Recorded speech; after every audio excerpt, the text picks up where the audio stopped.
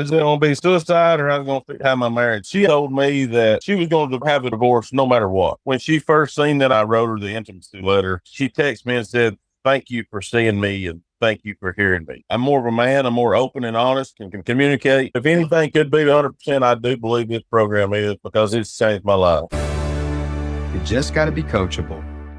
Men, the admission for today's video is only one thing. Press that like button, but more importantly for you, press the subscribe button. Make sure after you hit the subscribe button that you do change those settings to all. I don't want you to miss one single video that could actually help you save your marriage. Today I'm with Jason. Jason, go ahead if you will and introduce yourself and tell a little bit about who you are, where you're from, and how we met. I'm Jason Sarrett. I'm from Calhoun, Georgia, and I met Denver being very, very desperate. What does that look like? What kind of desperate? Either it was going to be suicide or I was going to have my marriage back. Yeah, I'm glad that you were honest enough to be vulnerable to share that, because so many men are actually, when they're facing a relationship or a marriage ending with a woman that they love, it's very normal to be in a state of depression, ups and down, fluctuation, weight fluctuation, and sometimes so hopeless to the point that the depression can lead to thoughts of suicide. It actually led to an attempt. How long prior to you meeting me was that something that you were dealing with? August. She'd left in July, and August is when I attempted. Okay, and then you met me in what month? October. So within 2 months of that happening is when you found the divorce offers program and you and I talked? Yeah, this was the second program that I'd been through. What was the first program you had went through? I forgot about that. Tommy and Deska Taylor, get what they call their thing. It helped a little bit, but it helped with me. But yeah, it didn't help nothing with the wife. Okay, that makes sense. I see that there's a lot of programs out there that are really good, but a lot of times when we find that when a wife or a long-term relationship lover, if it's been a long-term relationship and there's been enough bad relationship histories, when the wife develops confirmation bias, you can become the best version of yourself. You could walk on water, double your bank account, double your biceps, half your waist size, and it's not going to be enough to restore the marriage. Is that kind of a little bit what you're talking about or describing, or no? No, it helped me mentally. Gotcha. But it didn't help to actually repair, mend, or rebuild the marriage. Not at all. She actually told me that she was going to have a paper divorce no matter what. Okay, well, that makes sense. The two types of different divorce. There's paper divorce and emotional divorce. And are those two different very things in your mind now that you've been through this? Oh, yes. Explain that a little bit. Well, like I said, she had to have the paper divorce. The day the paper divorce was finalized, she came and climbed into bed with me. I kept pressing forward and letting the change that I had made and God had made be the light. Yeah, I love that. As you're pacing through these different steps, let me ask you this, because in addition to potential new clients or people that are maybe desperate, feeling like that their life is hopeless, or that their marriage is hopeless, or that their life is hopeless because they don't see any hope in the marriage being restored. In addition to that's who's going to be watching this video. And so here's my question to you. You were very coachable all throughout the program. So as we talked about the steps, you asked questions, you got support when you needed it. All of that's important for it to work on the timing that we tell people that it's designed to work. Did you ever come to a stopping point where you felt like, I don't see this working for me, so I'm not going to take this part of the coaching? Yep, signing the divorce paper. And, what step was that in the program when you decided that, wow, I've seen all these wins so far, and now I'm at this one step and I'm not going to listen to Denver? Well, actually, I couldn't extend it any further. Yeah. But through the program, she finally admitted that, when she'd get close to me and start texting, that she was just using me to get things. But I kept it positive, polite, and playful, and kept helping her. If she needed something, even though I knew she was using me, I still helped her. Yeah, positive, polite, playful, positive, polite, and playful. Jason, let me ask you this. Let's rewind back to when you and I first met. You were already in another program, but it wasn't working to restore the marriage. When you and I met, what were the challenges that you were facing at that point concerning restoring, making some progress in the restoration of the marriage. At that point, what do you feel like that other program and you were missing that was needed when you and I met that caused you to take the first step into another program with me with the Divorce Stoppers? I really can't answer that 'cause I really don't know. Like I said, what you Yeah. did, you helped me step up and be the man that God's called me to be, Yeah. and being strong and not weak. Yeah. Because I realized that my wife's been married to a boy for 22 years Yeah, that's a good amount of time. until Divorce Stopper. That changed me into the man that I need to be. Yeah, you know something? It's everybody says that on these testimonial calls when we do these calls. I want to go back and remind you of something though, and this is easy for me to remember. The latter part of the program is actually where we take you to the next level of your masculine leadership. The first part of the program is 100% focused on making your wife feel seen, heard, and valued, and positioning yourself psychologically so she starts to see you. And we do all of that first, which is actually 70% of the program. And then the last 30% is taking you where you want to be, where you should be, what God's called you to be for the next season of your life. Rewind just a little bit to the beginning of the program, where I talk about in the first 7 days, the goal is to put the brakes on the train that's heading toward the emotional divorce and then put the train in reverse and head back. Tell me some of how you're maybe surprised or not during that first 7 days as you started texting and talking differently, and how that created some intimacy in her for maybe in the first time in a good time, actually seeing you again because she felt like you were seeing her. Talk about that a little bit. Actually, when she first seen that I seen her and heard her was when I wrote her the intimacy letter and met with her and give it to her. That night when she got home, because I met her in town and read it to her, and I handed it to her and I walked away. That night, I guess it was probably 45 minutes after she had got home, she texted me and said, "Thank you for seeing me and thank you for hearing me." Let me ask you this.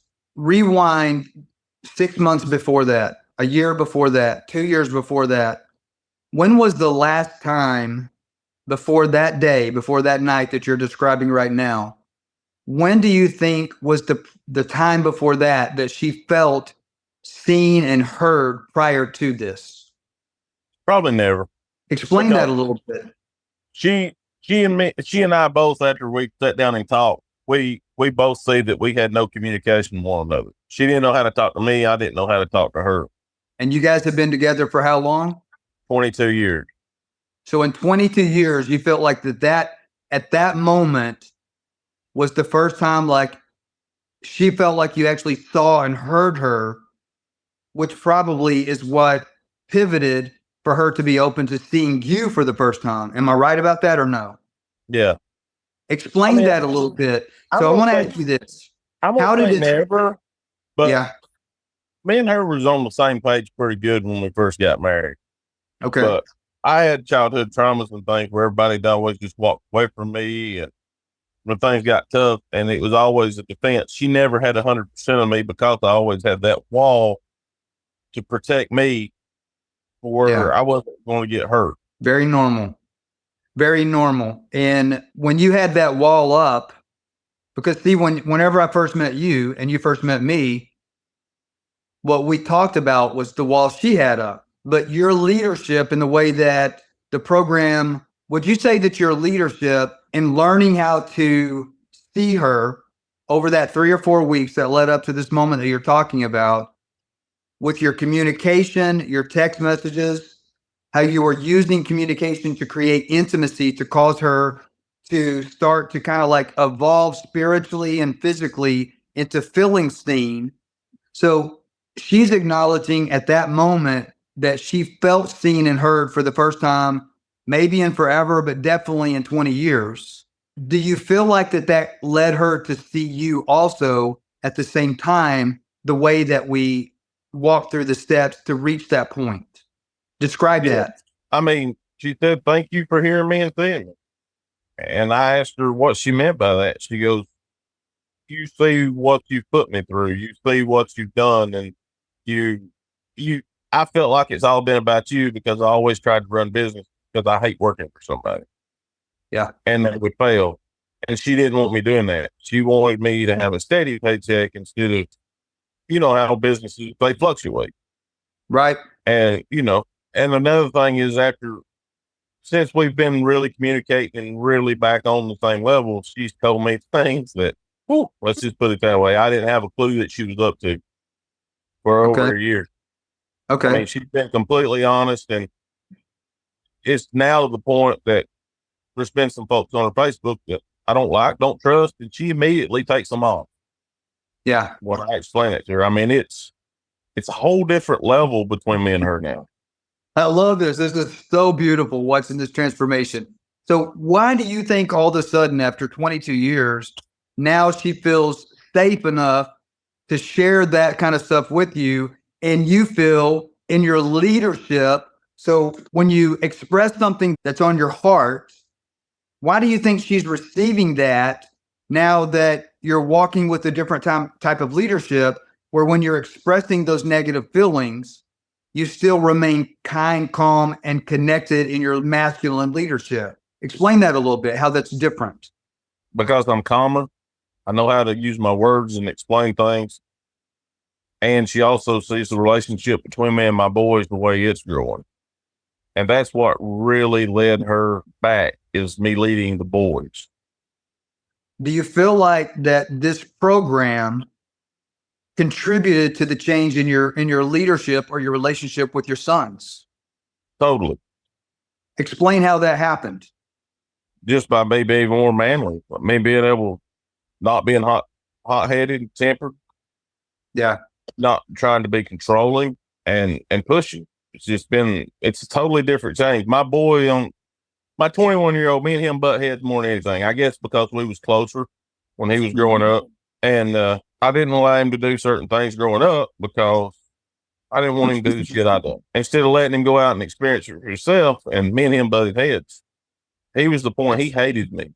And Father's Day, he texted me. He said, "Happy Father's Day, old man." He said, "I'm proud of you." I love that, Jason. What you just described, you probably got sick of hearing me say this. You got to give up control to be in control of your own life. What does that look like for you now that I'm saying this statement on the other side of you completing the program? Well, it's just like last night. There was a guy that I grew up with. He'd been trying to talk to my wife while we were separated and chit chat. And I said, I don't feel comfortable with you talking with him because I know what kind of person he is. Yeah. You can do what you want to, but I don't feel comfortable with him being on your Facebook. It's up to you. And today, the text message you just sent me, it was telling me that we communicate so much better now. And I deleted him off my Facebook. Let me ask you this. Rewind 12 months ago. How would you have told her that? I wouldn't have told her that. I would have went to him. Yeah. And what would have happened? I'd have beat his ass. Yeah. Yeah. And so instead what you did was you walked in more masculine leadership. And even the affair partner that she had the last year that she actually told me about, that was supposed to be a friend of mine, that wasn't supposed to be talking to her because he made an agreement with me.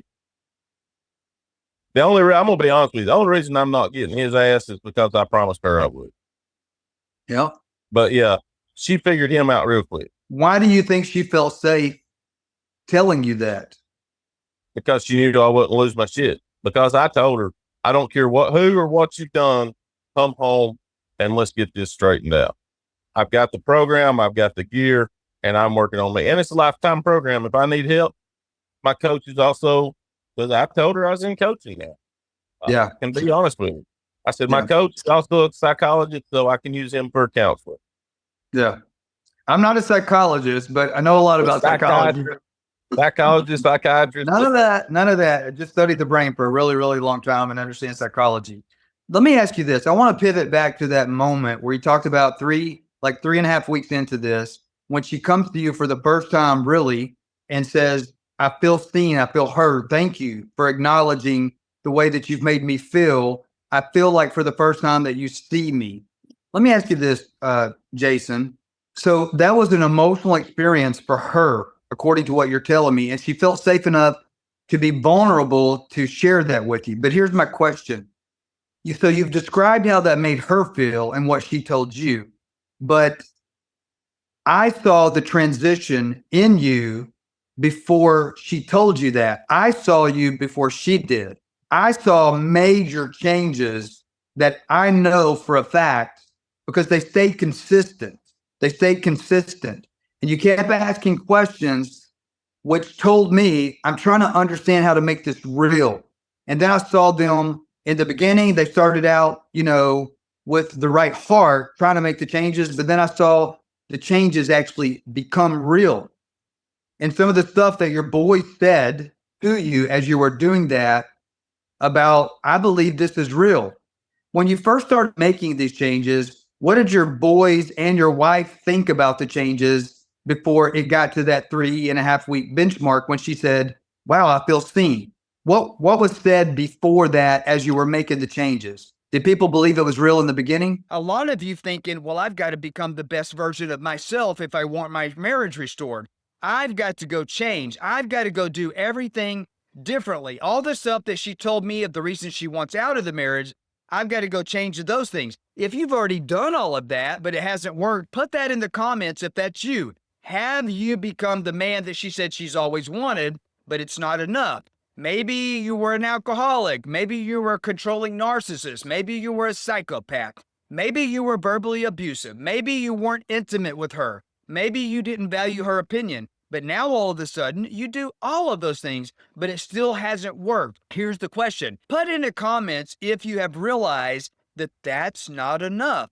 You changing is a beautiful thing, and that's probably a requirement. Yeah. But it's not going to be enough to save the marriage if she has confirmation bias. Yeah. You've got to lead her to change. When you first started making these changes, what did your boys and your wife think about the changes before it got to that 3.5 week benchmark when she said, wow, I feel seen? What was said before that as you were making the changes? Did people believe it was real in the beginning? It was fake and I was being manipulative. That's So what how I've did heard you- the whole time. You this is fake, it ain't gonna stay changed, it's manipulative. And now that's what the enemy of the marriage, her sister and her niece said. Because one of the enemies, her cousin, actually took herself out. She took herself out of the text messages, everything. Because She was mad. She's mad because my wife is defending me to them. How did you get your wife to start defending you? Because when I first met you, you were defending yourself to your wife, trying to save the marriage. What changed? She sees the changes and she knows the real. Yeah, I love that. Following up with what I was about to ask you just a moment ago, the day that she told you, Jason, for the first time, I feel seen, I feel heard, I feel valued. How did it feel for you as you were going through that process to actually sincerely and genuinely actually see her for the first time in 20 years? I felt like shit because I hadn't seen her, and she's an amazing woman. I felt like I took her for granted for way too long, and I shouldn't never have. Why do you think that it took coming into this program, if it did take that, to help you see that? Mentality. Yeah. Explain that a little bit. Because when I didn't defend myself and things she was saying, it made me look at myself. Because I'm hearing her, the things she's saying about me, and I'm evaluating it, and I'm looking at it, and I'm like, really, she is right. All them things she was saying was true. So whenever you actually started seeing her at the same time, would you say that it's true that it might have been also the first time that you saw yourself and you got a glimpse of yourself in the reflection of her eyes? Yeah, I finally figured out who I was and what I was meant to be in this life. So as you figured out who you were, would you say in the process of that, as you started to figure out who you were, the old version of yourself, would you say that as you took the steps to actually see yourself through her eyes and to look in the mirror at yourself, did that help you turn yourself around to take the first step into who the new version of you now gets to be for this next season of your life? And if so, how has that transition looked like as you're taking these steps? Definitely it did, because I looked at me and I didn't want to be that person.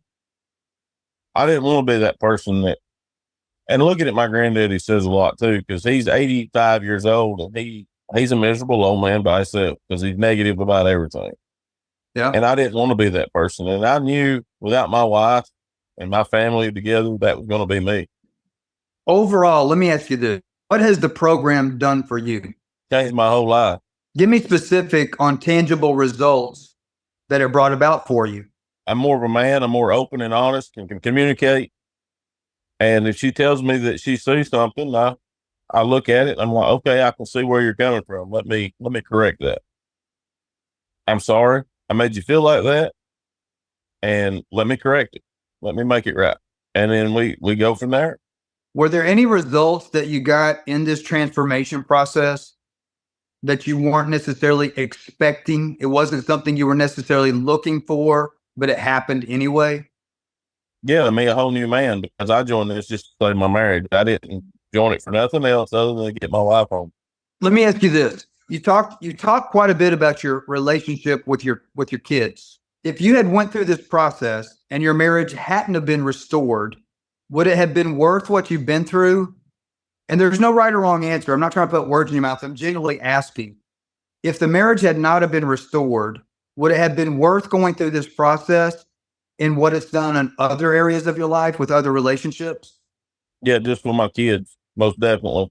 Because my 3 kids, my oldest kid, me and him, he was my rock. He kept me pushing through when I wanted to give up. I told him many times, screw this shit, I'm done. I ain't worried about it. I'm done. Daddy, what do you get if you give up? Your wife's coming home, work this program, and get finished. Yeah. And I got something else to say. I see something on the iron sharpened iron lot. People like, oh, you're at the finish line. No, I'm not at the finish line. Yeah. I'm just at a checkpoint. There's no finish line until you're in the grave. That's right. I love that. That's why we make it available for light, because if you mess up 2 years from now, the finish line's when you're in the grave. Just because my wife is home, yeah, that's not a finish line. That's another starting line. Yeah, I love that. Before you came into this program, would you have made that same statement? No, What do you feel like changed for you in that area? because I see that there's no finish line in marriage. And then somebody that you truly love, there's no finish line with it until, just like the vow say, until death do us part. Yeah, that's a beautiful statement, Jason. Jason, there's a lot of guys that are going to be watching this video, in the coming months, maybe in the coming years, and they're hurting. They're in a bad place, but they think that their situation is unique. Their wife is telling them straight to their face, I don't love you anymore. Maybe I have another man on the side. Maybe they find out she's having an affair, and they're just literally hopeless, and they don't even have enough passion about themselves to even book a call with us because they don't believe that it could be possible. What would you have to say to that man that's watching this video where their family is about to be broken, maybe forever, and they're going to end up leaving a legacy of failure to themselves and everybody that they love? What would you say to that guy that doesn't believe that it can be restored, or they're on the fence about even booking a call with us? It's possible. Don't give up. And I know some guys don't believe in God and ain't Christian, but God is what's led me through this too. He is what has really brought the restoration, the faith in him. Don't give up. Look her in the eye when she says she don't love you, because I've been told that. I've been told we'll never be back together. I will never love you again. It's over. Find you somebody else. Take your new self and what you've learned and your changes and go be with somebody else. Find a new wife and use it on her. Yeah. I've been told all that. There's probably nothing that any of these guys have been told that I haven't been told by that woman. Yeah, I would agree with that.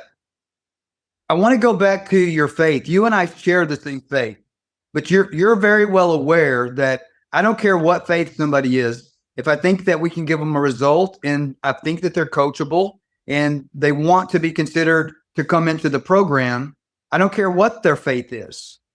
And so here's my question to you about that. Regardless of somebody's faith, and here's the reason I bring this up. In the social media community, I'm a Christian. I might be a bird of a different color in Christianity, but I am a Christian. But I don't stand on the Bible to push this program or to sell it or to pitch it. But I will say this. I get a lot of hate from the Christian community on social media. I mean, there is groups that are dedicated to hating me, literally. And here's where it comes from. I understand the statement, only God can save your marriage. And I understand the logic behind it. But what would you say to that person that, in my opinion, is getting a little bit of deception in how that lands with a lot of people, unfortunately, because I'm seeing their marriages fail because they don't take the action steps necessary to produce that fruit? What would you say to that person that bashes me on social media, that says he can't help you, only God can save your marriage? Then should I close the program down? Give me your feedback on that statement. Okay. Is God the only one that can save you when you got cancer, or you got a broke leg, or you need your pancreas removed, or you need your appendix moved? Or is God working through that doctor? God's working through you, and you've got to take steps with faith, because if you don't work, if you just lay down and pray, faith without works is dead faith. Yeah. So and the how would Christian you, community how that's would you, coming after you, the Christian community that's coming after you, only God can save it. Yeah. But you got to have the faith in God, and you got to do the works that God has you to do. so according to your value system, your belief system, your morals, your spirituality, and even biblical, knowledge, how would you say for you, all of this played into your values and your belief system? It was spot on. Just like walking around the walls of Jericho 7 times. I went around it a few more than 7 times, but that wall is coming down, and it's almost to the ground. You got to take steps in anything you do, whether you believe in God, you believe in the earth, or you don't believe in anything. You got to take the steps and walk forward. You got to make the growth. You've got to make the change for anything. And if you want your marriage to work, you got to be coachable. You got to step forward and do the work. I ain't going to say this program's going to save 100% of the marriage, because some people They want to do the work. I felt like I had done too much to come back from. I'm going to be honest with you. I've done a lot of bad shit in my marriage, but the love was there, and she's seen it, and she's seen that I was willing to do anything to save it, including getting counseling, getting therapy, and paying tons and tons of money for it, even though she says I blow too much money. Maybe it has something to do with the new Harley. I don't know. She don't like the color, but Well, I've seen some Facebook posts you posted with her on the back, so she must not hate it too bad. Now that was some FOMO. That was something to get her interest. Like, wait a minute, he got a new Harley. There's going to be other women riding that Harley, which she's the only one that's rode it, but But still, she kind of had a curiosity in the back of her mind as she was leading you guys toward permanent divorce. You gave her a glimpse into what that future might look like with that motorcycle. You used that psychologically to say, this is what that future could look like for you. Are you sure that's what you really want? Let me ask you this, pivoting back to spiritual and beliefs and values, what would you say? And this is something I actually did in my first marriage, and it was a grave mistake. I went to my best friend who was a preacher. The marriage ended because that was a mistake. Good guy. He's still one of my best friends in the world. He just came and saw me and spent a few days here in Puerto Rico with me. I'm not speaking bad of my friend, but why, in your opinion, was he not able to help me? I had a preacher tell me, quit, walk away. I've been divorced, Jason. Don't worry about it. Just give up. And the other day I called him, told him, I said, guess what? He's like, wow. I said, how you going to be a preacher? And wow. Well, in your preacher's defense, I like to say this: God doesn't call the qualified, he qualifies the called. So if your preacher or counselor hasn't been in your shoes and navigated the waters to take the boat where you wanted to take it, he is not qualified to put all of that in context to teach you this is the path that you take so that you don't get caught in a hurricane and go under. He was giving you advice based on where he had been, and he didn't know what else to do. Makes sense. As far as the faith thing, people don't realize a little bitty mustard seed gets 15 foot tall.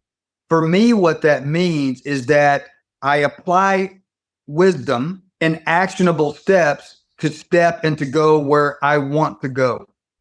A lot of people have the desire of their heart for their marriage to be restored, and they believe.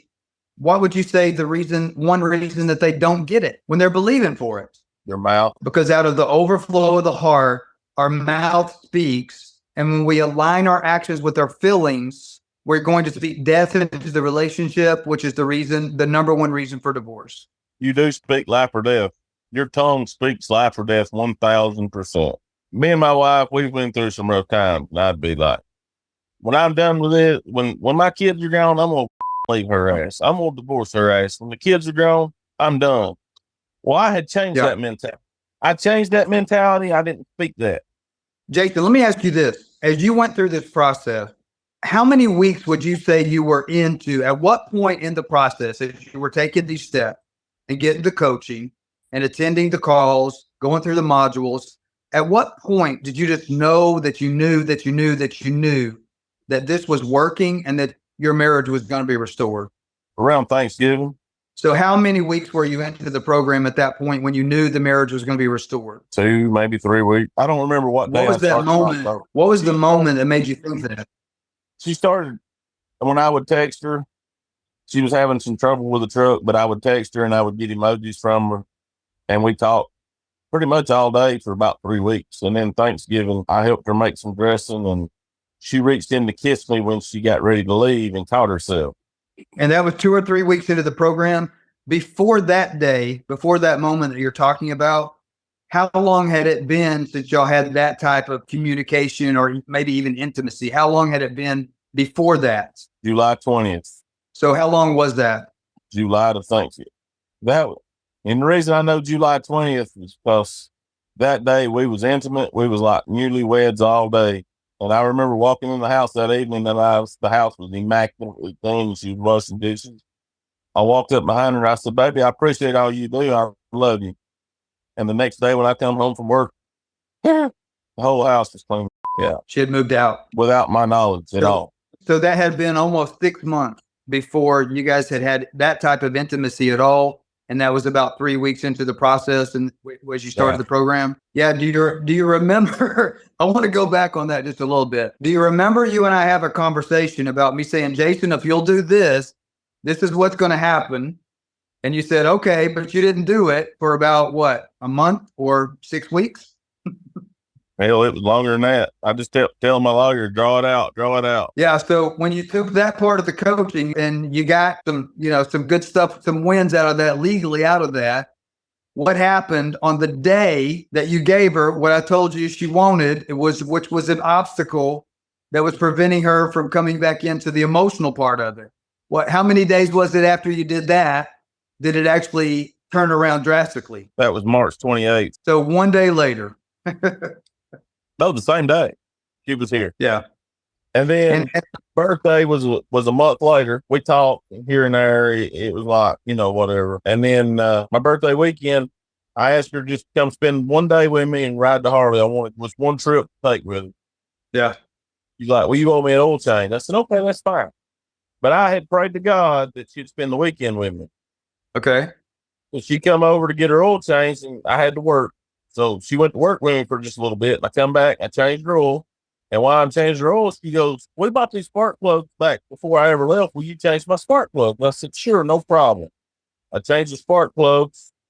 I put the car back together.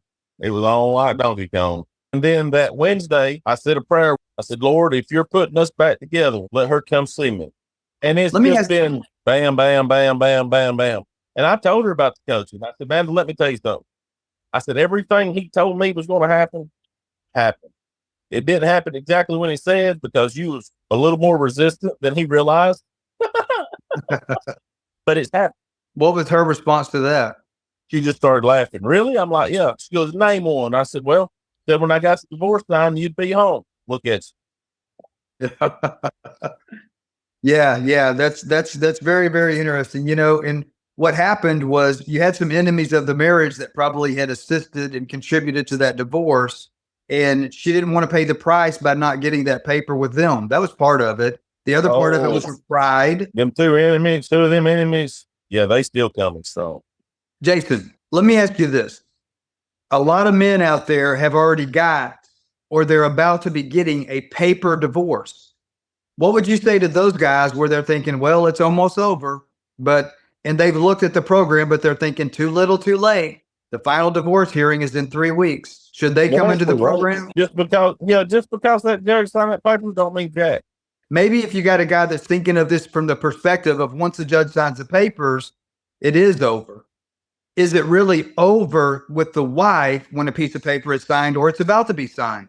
No, it's not. She still got feelings for you. It's still there. You just got to dig it out. So get your shovel, get your damn hard hat you lied on, and go to damn work. So here's my question on that. Do you think that inside the Divorce Stoppers program, we have the right shovel that we equip men with, the right pickaxe, and the right hard hat to help them do the work and one of the ways that we do that is stop working on the marriage. Yeah, that's what I told her. I wanted to work on marriage. Even in the program, I was like, let's work on this. Let's talk about this. But finally, I said, you know what? Let's just be friends and hang out and hook up. The friend part come. Yeah. We started being really friendly. And she's like, well, there was one point we'd started talking and she thought I had something to do with one of my customers because me and her had become friends and was chit chatting here and there, but it was nothing like that. So I'd send her a picture, a screenshot. Well, that girl had texted me because I was doing some more work for her and it was across the top of the screenshot. I didn't see it and I sent it to her. I don't even know why in the I'm trying this shit. I don't know. This ain't never going to work. Nothing's ever going to change. I was like, well, let me explain this. And then it was like, we'll never be together. It's never, it won't work. It just won't work. And it's working. Yeah, that's beautiful. It's very normal. I'm sure you probably saw that on more than one occasion. As you saw the marriage being restored, as you saw her coming back into the relationship with you, it's very normal. Did you experience her doing what I always tell you is going to happen? As she comes back into the marriage, as you really truly change yourself, as your leadership causes her to change and she knows she's changing, but she doesn't like it. Like it feels good, but she doesn't like it because it's not what she thought she wanted.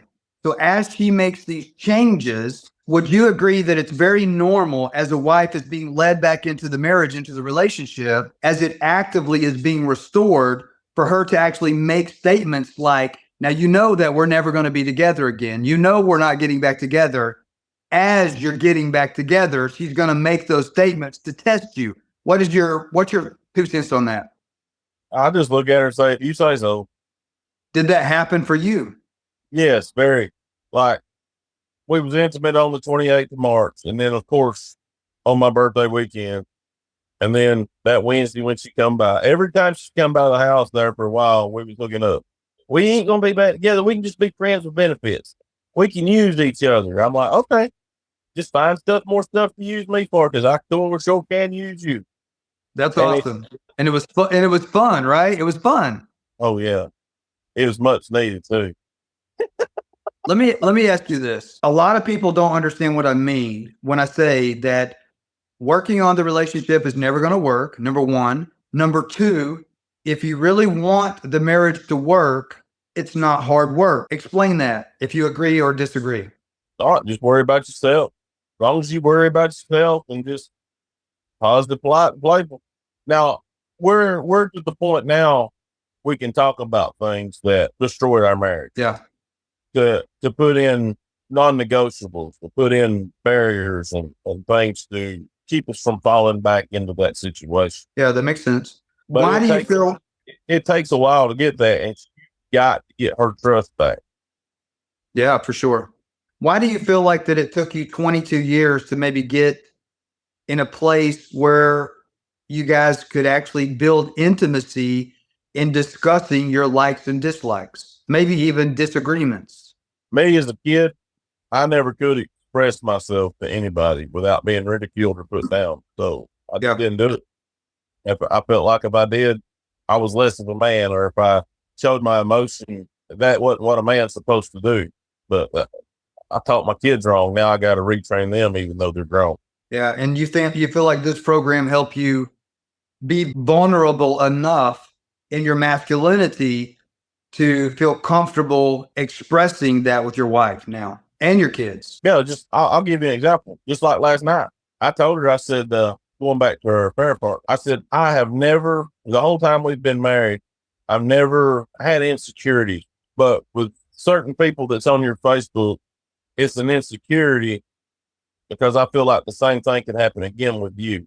Just straight out honestly. And like I said, today, those people disappeared off her Facebook because she don't want me being insecure about that. And then she straight up told me, Jason, I don't know why I did what I did. I was out of my mind. That's not me. You know that. But I do know why, because your wife, the things she does is because of the things you do.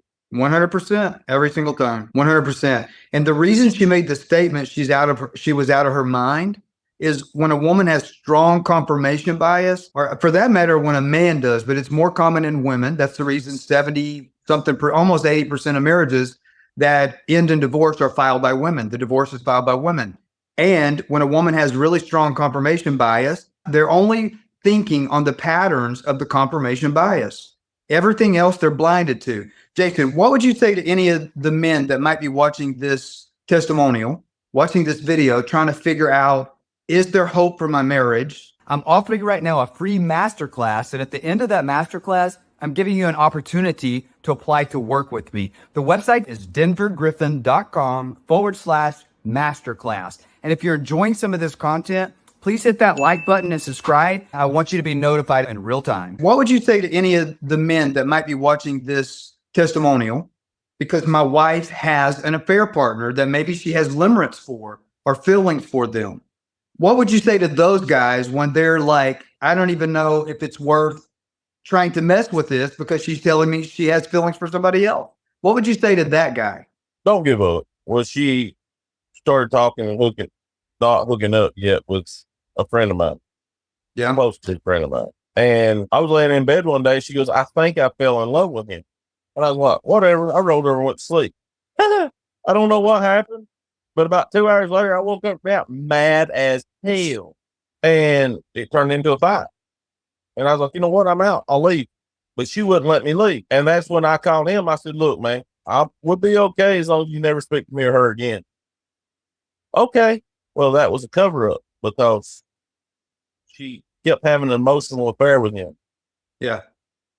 About 2 weeks after she left, she went and had a physical affair with him. Your leadership and how you were leading your family, leading your wife back into the relationship, rebuilding emotional safety, rebuilding trust, mutual admiration with her. Was there anything else that you would want to say to any guys that are looking for an answer or for help on something that could really, really give them a strong chance to restore and save the marriage before it is too late? I really believe this program is meant to help. If anything could be 100%, I do believe this program is, because it's changed my life. You know, there's a lot of people that are going to watch this, though. Let's just say 10,000 people watch this. It's very likely that 9,000 of the 10,000 don't believe that their marriage could be saved. And so what would you say to those people? Okay, I've had 3 affairs. My wife was done, and then she had her 2 affairs while we were separated. Okay. She was done. She was more than done. She was the point of done where for me to even talk to her, I would have to go to her friggin' work and wait on her to get off and catch her at her car about something important. 2, she's here at my house every night and every weekend. 2, well, I'll just show you. She's got her a closet in here. She's got another closet in there. She's also got her a cart to put stuff on. And look, you can tell that's woman stuff because a man ain't gonna live like that. Yeah. It looked like women stuff. I hope. A man ain't gonna live like that. Yeah. So I'm going to paraphrase what you're saying. It seems like even in a hopeless situation, if you do have a chance of saving it, you feel pretty confident that this would be one of the better options that's out there, considering you tried some other things yourself. Yes, most Okay. definitely. Because like I said, I tried things and it didn't work. Actually, I joined another program and it seemed to hurt. It pushed away, and that was Goat's win. It seemed to push her away more. Yeah, I know. I heard Corey actually did that one before he came into this one, I think. It just pushed away. Why do you feel like the Goats win pushed away? Like, what was it about that I was don't know. or I don't know. It was different. They start out like the Jessica Taylor and stuff, but I think it's the way like their disappearance, the way they try to teach you to talk, and because here we're just like, hey, I understand how you feel, and I see, you're right. I'm a sorry piece of shit. I see why you see that. I know. I've been there and put a name on it, but they try to be like, it's just totally different. Okay, well, that's good to know. If anything could be 100%, I do believe this program is, because it's changed my life.